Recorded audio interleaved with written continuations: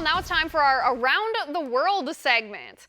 Huma Abedin, Hillary Clinton's former chief of staff, the woman Hillary calls her second daughter.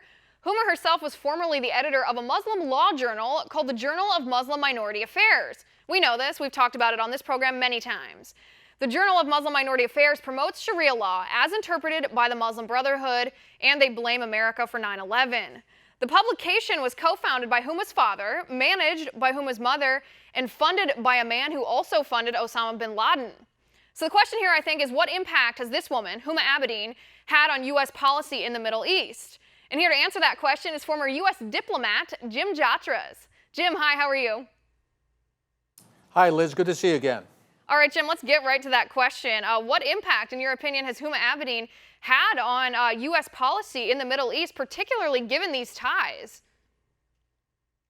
I think the scary part of the answer, Liz, is that we don't exactly know, because there is such a close, intimate relationship between Huma and Hillary, and Hillary places so much confidence in her by all accounts. They're almost like her alter ego, that they're the other half of her brain, so that when Hillary formulates policy, it's clear she relies very heavily on Huma, but there's not going to be a paper trail. There's not going to be an indication that Huma recommended a policy on this memo and so on and so forth. But I think we have to assume, given how friendly Hillary has been to these radical Islamic groups in places like Syria and Libya, not to mention in Egypt, where the Muslim Brotherhood came to power briefly, that it's a big concern. Right, particularly, I think, considering ties to the Muslim Brotherhood, because that's really the crux of where Huma's ties are through this journal, through this organization that was founded by her father, managed by her mother, and co-founded. Her father's business partner was a radical Islamist himself who funded, through a different organization, funded Osama bin Laden. It's almost, you can't even make this stuff up. It sounds like a conspiracy,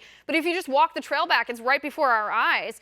Jim, what role would she have? And I guess this question is brought up more in the last couple days, given the information that we have on Huma and her possible lawlessness when it comes to emails. But what role do you foresee that she would play in a Clinton White House? I think a very important one, and that's the real concern I have. You know, especially with all this talk about the emails and all that. How did this person get a security clearance? What were her ties to the Muslim Brotherhood, or for that matter, to the Muslim World League, which is a Saudi-supported organization, which is involved with the journal that you mentioned? You know, it makes me think of back in the 1930s, a president had an alter ego who was an American-born Volksdeutscher, and somebody asked the question, was this person possibly connected to the Nazis? Oh, you can't ask that. That would be anti-German bigotry. Well, I think we have sort of that here, is that the question is not being asked about her ties to these organizations that have this ideology, that is the same ideology as Al-Qaeda and ISIS and these other groups, and that the administration has shown favoritism toward these kind of organizations. Why is somebody not connecting the dots and asking, why is this person here? Right, and I guess that's what we're doing right now, because I had the same question. I've done research, we've done segments, we've done final points on this show talking about Huma's connections, because it's very concerning. This is not about her religion, her personal religious practice. This is about the ideology of radical Islam as they practice it, as they practice their jihad, attacking Westerners for not agreeing with them, not adhering to Sharia law. That's the troubling part. That's the part that we need to question. And I've said to myself before, how does Huma Abedin have security clearance? But Jim, it does speak to the Obama administration's refusal to recognize radical Islam as a threat against the United States. And you and I and our viewers know that it is. But do you foresee this being a policy that Hillary Clinton will continue? If she gets elected, absolutely. And that's the danger, not only in terms of, for example, the people she lets into the United States, unlike other countries that recognize the Muslim Brotherhood as a terrorist group, we don't. So when she talks about letting all these people into this country, belonging to that organization is not going to keep you out. You know, I think part of the problem is I think you mentioned the key word, Sharia, that advancing a system of law that is antithetical to our Constitution is apparently considered perfectly acceptable by the Obama administration, and will be by the Clinton administration if there is a Hillary Clinton administration, that they see this as a moderate democratic ideological orientation rather than what it is that is part and parcel of the kind of terrorism, the radical groups that we supposedly are fighting. Right, and perhaps not even accepted. I'd take it one step further and say protected.